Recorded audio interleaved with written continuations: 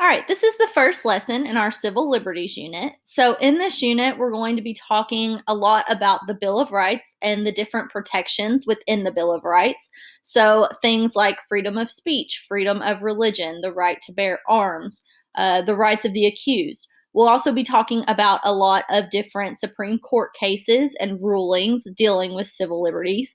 And we're also going to consider the government's role in protecting the civil liberties of citizens, as well as having the need for social order and safety within society, and how the government has to balance individual freedom with social order. So, those are some of the things we're going to be talking about this unit.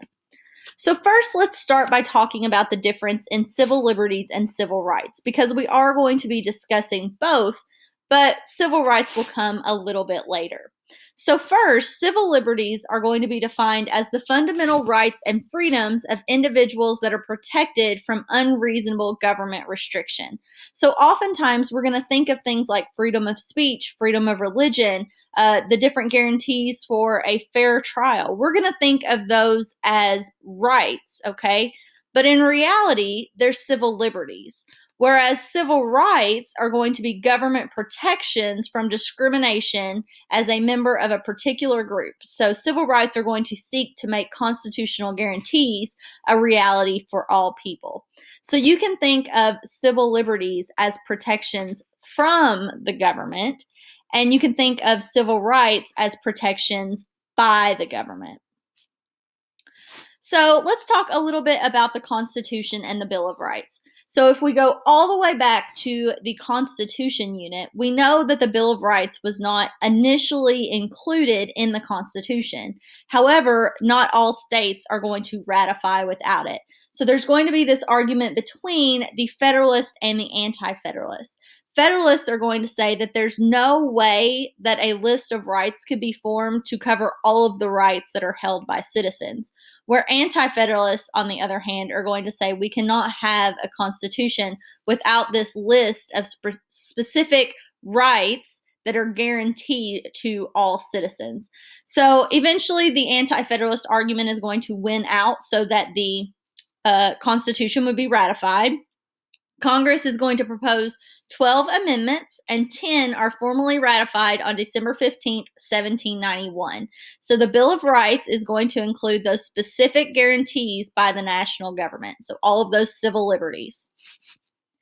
So the Bill of Rights is defined as a list of fundamental rights and freedoms that individuals possess, or to put more simply, the first 10 amendments to the Constitution. So we know there's 27 amendments to the Constitution. The Bill of Rights makes up the first 10. So simplified version of the Bill of Rights right here. I would definitely recommend referring to this chart if you ever need to.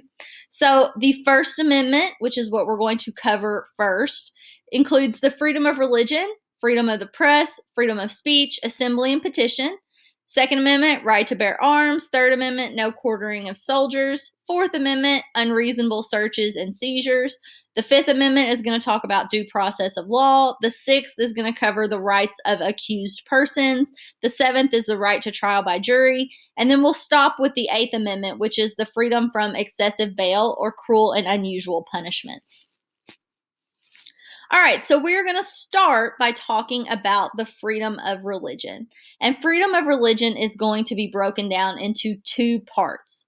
So in the Constitution, it says, Congress shall make no law respecting the establishment of a religion or prohibiting the free exercise thereof. So those are the two parts. So the first part, if we go back, is that establishment. So no law respecting an establishment of religion.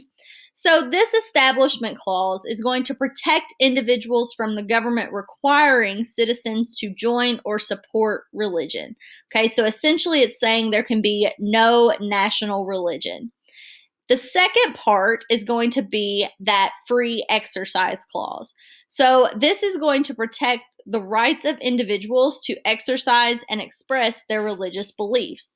So prohibiting the free exercise thereof. So the Establishment Clause, no national religion. That's where we're going to get that separation of church and state that we hear so much about these days.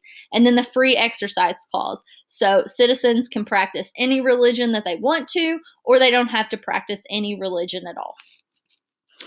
Okay, so we're going to start looking at some of the cases that deal with these civil liberties.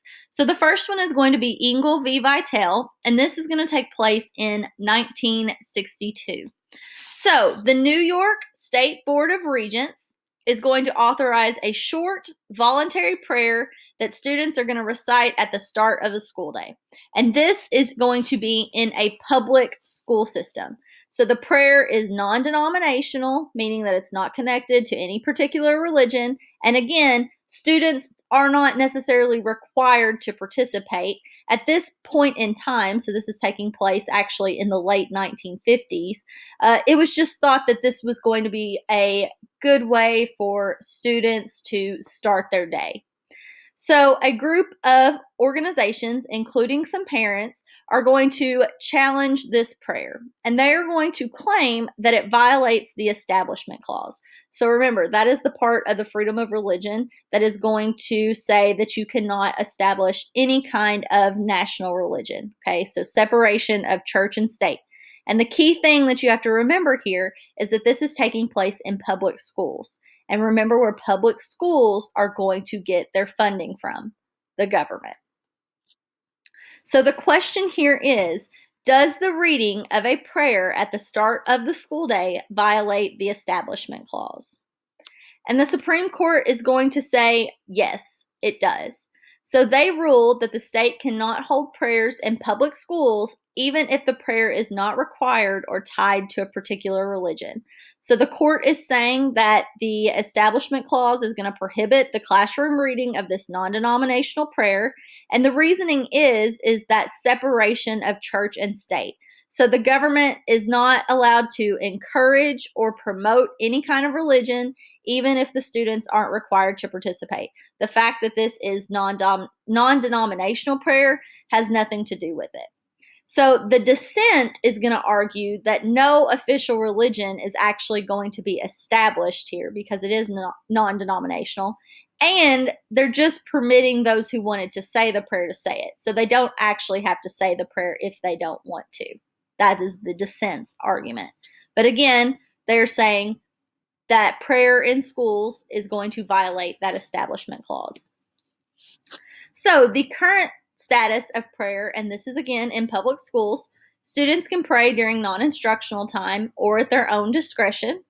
Students are allowed to have moments of silence, or schools can have moments of silence, and students can participate in religious groups and clubs under the same rules as non-religious groups. So that last case, Engle v. Vitale, that's one of your required cases for the AP exam. This case that we're going to talk about quickly here is not. It's just another more localized example of the Establishment Clause. So this is Stone v. Graham, and it's going to take place in 1980. So Sidell Stone and other parents are going to challenge a Kentucky state law that requires posting of the Ten Commandments in each public school classroom. So back in those 1980s or 1970s, there is going to be a law that requires the posting of the Ten Commandments in each classroom. So the question here is, does this Kentucky statute violate that Establishment Clause? So no national religion, separation of church and state. And the court is going to hold that this law was, in fact, a violation of that Establishment Clause, and that the requirement had no legislative purpose and was plainly religious in nature. Okay, so because of Engle v. Vitale, that is going to lead to that separation of church and state, specifically in those public schools. All right, and that is where we're going to stop with this video.